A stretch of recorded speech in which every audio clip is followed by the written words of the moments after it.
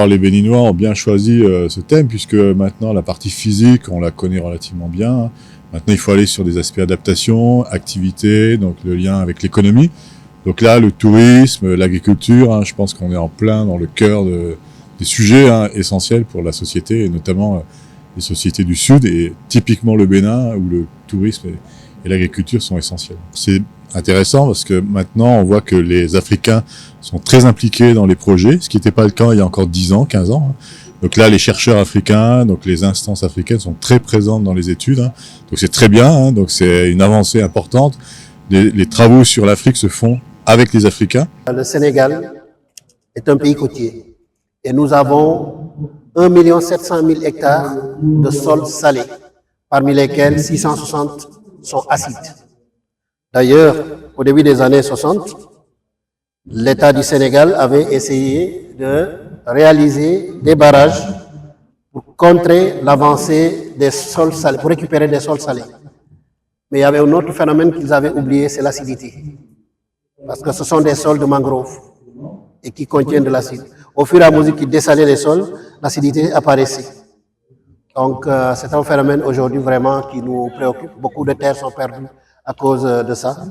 Et je suis en train de faire des recherches sur ça, en utilisant des barrages déjà existants, mais aussi en faisant un transfert d'échantillons de sol au laboratoire pour essayer de les lessiver et mieux comprendre le processus. La première des choses que j'ai comme recommandation, c'est de revoir le système de conception des ouvrages. La communication est articulée autour d'un thème central. Et ce thème-là, c'est topo-climat et organisation des formations végétales dans un régime collinéen.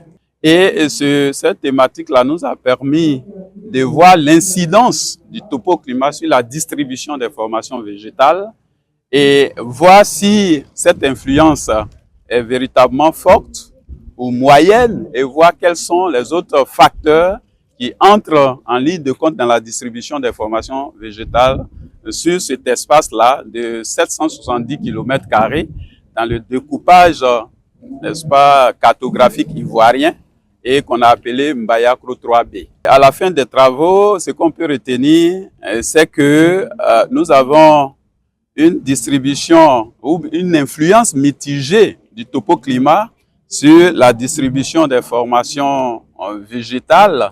Les changements climatiques sont d'actualité aujourd'hui presque dans tous les pays, et particulièrement au Bénin et dans la vallée de l'Ouémé où nous avons mené notre étude. Il faut mener davantage des études pour sortir cette commune-là de sa précarité, notamment dans les périodes d'inondation.